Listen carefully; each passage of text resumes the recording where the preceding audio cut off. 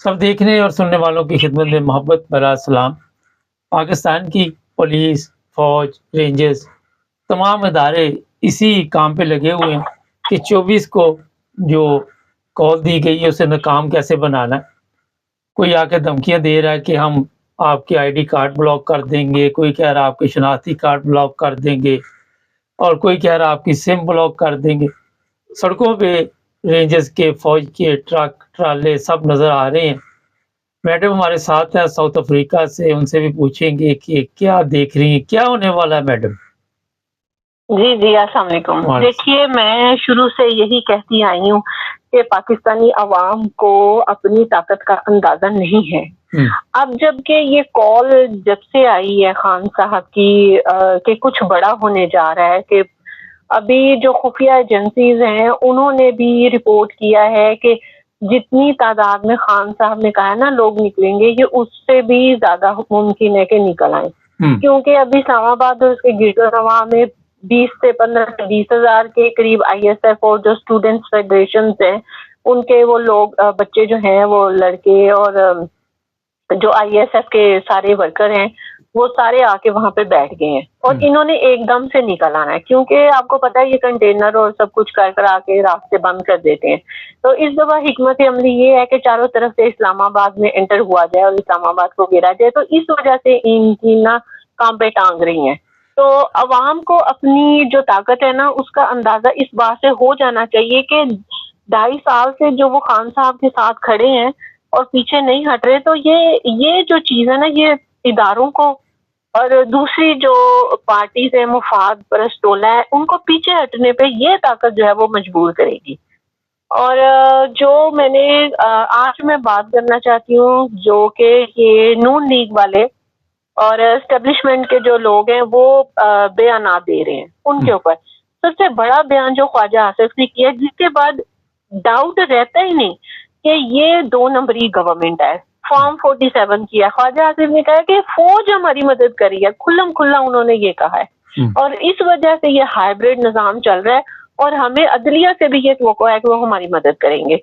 اب دیکھیں خواجہ آصف نے کیا کہا، اس کے بعد جاوید لطیف نے جو اس سے بھی بڑا کہہ دیا، انہوں نے تو باقاعدہ نام ہی لے دیا کہ عاصم منیر اگر نہ ہوتے تو آج ہم جیلوں میں ہوتے، اور جس کو ہم رجیم چینج جو ہم کہتے ہیں یہ جو ہوا ہے اس میں الیکشن ہم نے نہیں جیتا، ہم جیتے ہیں عاصم منیر کی مہربانی سے، ٹھیک ہے۔ یہ جو ہم چینج کہتے ہیں نا کہ چینج ہوا، چینج نہیں ہوا، یہ ہماری اپنی کوئی اوقات نہیں ہے، یہ صرف عاصم منیر کی وجہ سے آج ہم جو یہ کرسیوں پہ بیٹھے ہیں نا انہوں نے باقاعدہ نام لیا، اور میں اس قدر حیران ہوئی ہوں کہ اب نون لیگ والے اپنا بیانیہ کیا بنائیں گے جب ان کے اپنے اندر کے لوگ اتنی بڑی بڑی باتیں کہہ رہے ہیں۔ اور آپ کو پتا ہے کل جو فیصل واڈا کی کانفرنس ہوئی ہے، پریس کانفرنس، فیصل واڈا جو سینیٹر ہیں اور کسی پارٹی کے رکن بھی نہیں ہیں، اس قدر یہ میری تو سمجھ سے باہر ہے کہ یہ نظام چل کیسے رہا ہے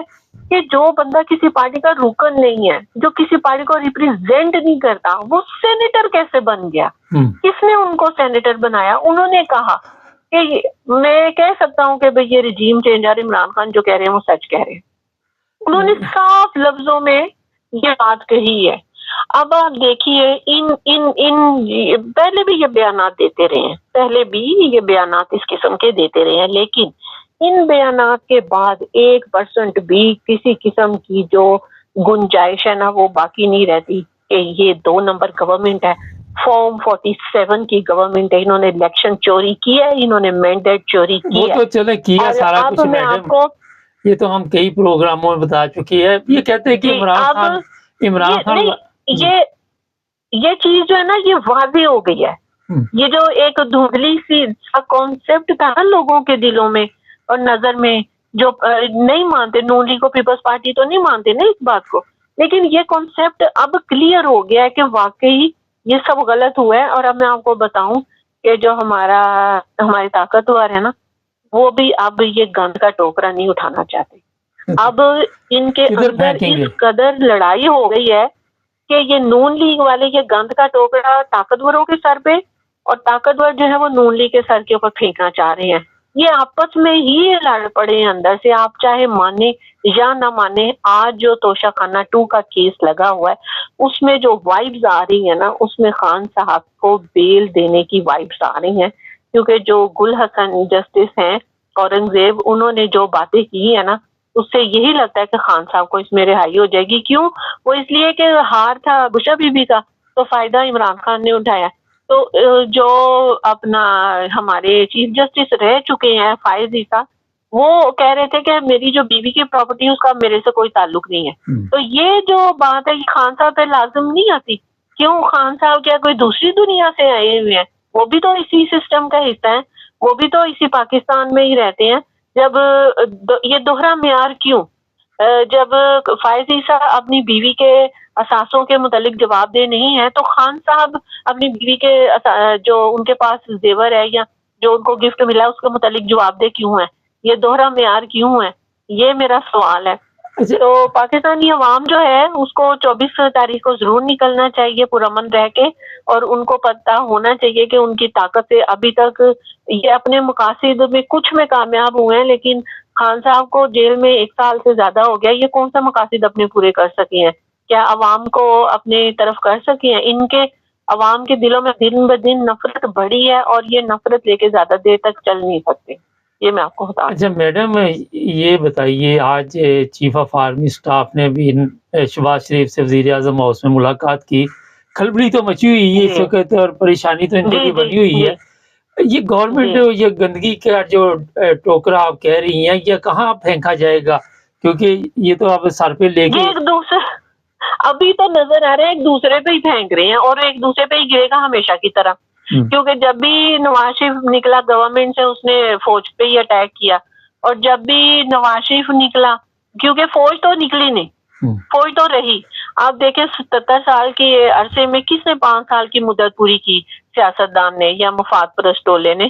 لیکن جنرل تو ہمیشہ 5 سال یا 3 سال، جتنی بھی ان کی پہلے 3 سال تھی مدت، 3 سال پوری کی، اور اس کے بعد انہوں نے ایکسٹینشن بھی لی.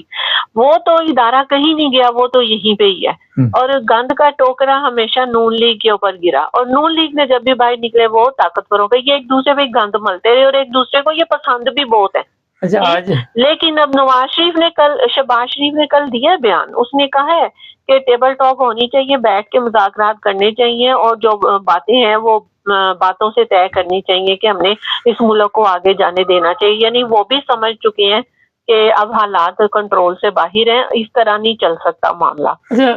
جو پرابلم ہے وہ یہ ہے کہ بات چیت کرنے سے پہلے عمران خان کو رہا کرنا پڑے گا، پھر ہوگی بات چیت. جی اچھا، انہوں نے رکھے ہیں اپنے 3 مطالبات تو رکھے ہیں خان صاحب نے، کہ وہ کہتے ہیں کہ اگر جو طاقتور ہیں کسی کو بھیجتے ہیں ہمارے پاس، ہم کرتے ہیں بات، لیکن ہمارے 3 مطالبات پہلے پورے کیے جائیں، ہمارا مینڈیٹ دیا جائے، اور جو ہمارے ورکرز ہیں ان کو جو ہے بند کیا ہوا ہے ناجائز ان کو چھوڑا جائے. انہوں نے 3 مطالبات تو رکھے ہیں. یہ دیکھیں اب آج کا جو دن ہے وہ زیادہ ڈیپینڈ کرتا ہے کہ اگر خان صاحب کی توشہ خانہ میں 2 میں ضمانت ہو جاتی ہے تو دیکھیں اور بڑے کیس ہیں، 200 کیس ہیں، ایک میں ضمانت ہو جائے گی، 54 ہیں، 200 سے 54 نئے ہو گئے ہیں کیس ان پہ. وہ کوئی معنی نہیں رکھتے. ہاں وہ کوئی معنی نہیں رکھتے. چلیں، بہت شکریہ آپ کا. جی ناظرین، دھمکیاں جس طرح میں نے شروع میں بتایا تھا، شناختی کارڈ بلاک، پاسپورٹ بلاک، یہ اپنا سم بلاک، پہلے دیکھ لے کہ ملک کس حالت میں پہنچ چکا ہے. اپنی کرتوتیں ٹھیک نہیں کرنی عوام کے.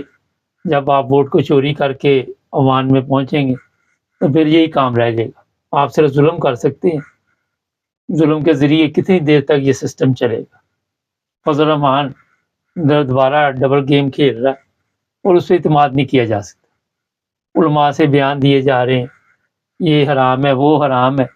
اگر یہ بند کرنے کے قابل ہوتے یہ سب کچھ، انٹرنیٹ، وی پی این، تو یہ فتوے نہ دلاتے. مجھے آج ایک چیز یاد آ گئی. 2 اداکار تھے، ہیں ابھی بھی، ان کے بیانات تھے. ایک کہتا ہے جی کہ میں وضو کر کے اداکاری کرتا ہوں. دوسرا کہتا ہے جہاں پہ کوئی عبادت گاہ ہو یا کوئی ایسی جگہ ہو میں اس کے قریب بھی جا کے تو شوٹنگ نہیں کرتا. اس طوائف کا حال ہمارے ملک کے حالات کے ساتھ ملتا ہے، جو پورا سال تو کوٹھے پہ بیٹھی رہتی ہے، محرم کے 10 دن پہ وہ کہتی ہے کالا نقاب لے کے پھر وہ آ کے بھاشن دیتی ہے، کھانے تقسیم کرتی، عوام کا بھی برا حال، سیاستدانوں کا، علماء کا بیڑا گرک۔ چینل کو سبسکرائب کریں۔